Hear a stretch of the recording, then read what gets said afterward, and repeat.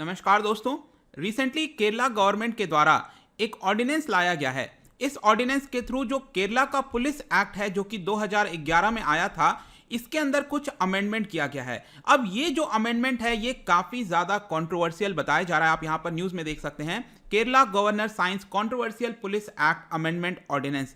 तो यहां पर बताया जा रहा है कि करीब 5 साल की सजा हो सकती है अगर किसी ने भी किसी प्रकार की अभद्र भाषा का यूज किया सोशल मीडिया के ऊपर। यहां पर जेल का भी प्रोविजन है, फाइन का भी प्रोविजन है। तो यहां पर काफी ज्यादा कंट्रोवर्सी हो गई है इस चीज को लेकर। तो हम इस पूरे वीडियो में हर एक चीज को जानेंगे कि एग्जैक्टली ये एक्ट है क्या, केरला सरकार का क्या कहना है, यहां पर जो क्रिटिसिज्म है वो क्या हो रहा है, इन सब चीजों को जानेंगे। चलिए आगे बढ़ते हैं। मैं हूं अंकित अग्रवाल और अपडेट के लिए आप मुझे फॉलो कर सकते हैं इंस्टाग्राम, फेसबुक और ट्विटर पर। मेरे लेक्चर की हर पीडीएफ आपको फेसबुक पर तो मिलेगी ही, प्लस साथ में आप मेरा टेलीग्राम चैनल ज्वाइन कर सकते हैं by searching Ankit Agrawal official. और अगर आप यूपीएससी की तैयारी कर रहे हैं तो आपके लिए सुनहरा मौका है। स्टडी IQ लैब आपके लिए स्मार्ट कोर्स है जिसके थ्रू आप अपनी प्रिपरेशन और भी ज्यादा अच्छे तरीके से कर सकते हैं। सबसे पहले देखते हैं दोस्तों यहां पर हुआ क्या है। आपको पता है कि केरला के जो गवर्नर हैं इस समय, ही इज आरिफ मोहम्मद खान। तो इन्होंने यहां पर इसको फाइनली साइन कर दिया है, ये जो ऑर्डिनेंस है। क्योंकि ये जो ऑर्डिनेंस है इसको पिछले महीने दैट इज अक्टूबर के महीने में केरला सरकार के द्वारा लाया गया था।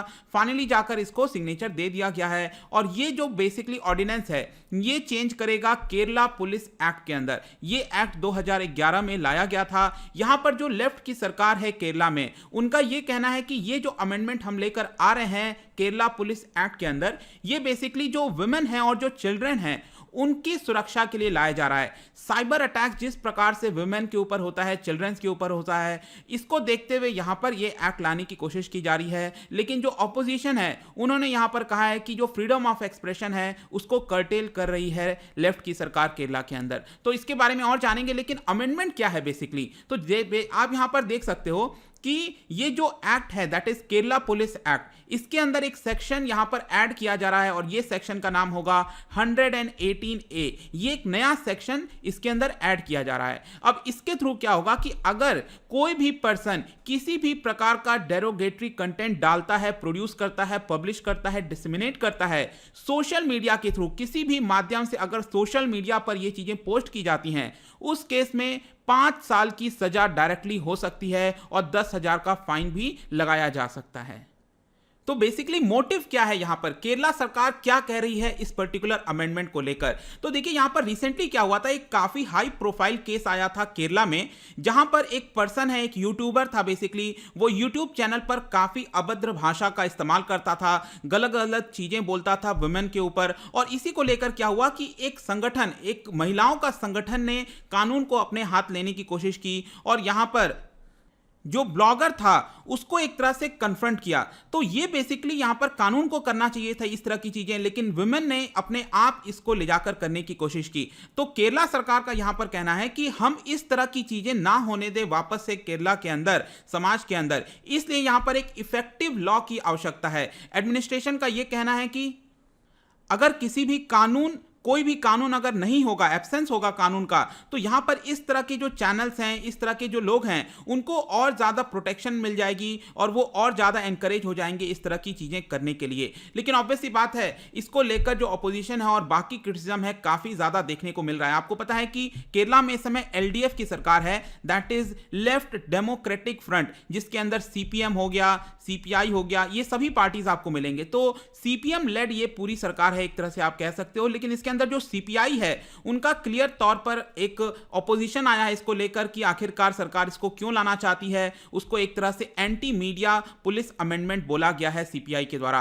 और एक्सपर्ट्स का यह मानना है कि इसके थ्रू जो एनफोर्समेंट एजेंसीज हैं, बेसिकली जो पुलिस है, उसको बहुत ज्यादा पावर मिल जाती है, फ्रीडम ऑफ स्पीच। और यहां पर जो क्रिटिक्स हैं जैसे कि जर्नलिस्ट हो गए, कमेंटेटर्स हो गए, उनको एक तरह से बुली करने का मौका मिल जाएगा पुलिस को। और यहां पर जो भी सरकार के खिलाफ किसी भी प्रकार का क्रिटिसिज्म करेगा उसको यहां पर पुलिस काफी आसानी से गिरफ्तार कर सकती है, उसको सप्रेस कर सकती है। इसके अलावा यहां पर यह भी बताया जा रहा है कि इस अमेंडमेंट के थ्रू यहां पर अगर किसी ने कंप्लेन भी नहीं किया है, उसके बावजूद भी जो पुलिस है उसके पास पावर आ जाएगी कि किसी भी पब्लिशिंग हाउस में वो जा सकते हैं, किसी भी जो न्यूज चैनल है, ब्रॉडकास्टिंग हाउस में जा सकते हैं और वहां पर जो कंटेंट है इस तरह की चीजें देख सकते हैं और रजिस्टर कर सकते हैं केस उस पर्टिकुलर ऑर्गेनाइजेशन के खिलाफ। तो यह सबसे बड़ा डर बताया जा रहा है कि पुलिस यहां पर जैसे चाहे अपनी मनमानी कर सकती सकती है। अब यहाँ पर ये सारा जो केस आया दोस्तों, तो एक लाइमलाइट में एक और केस आया है, दैट इज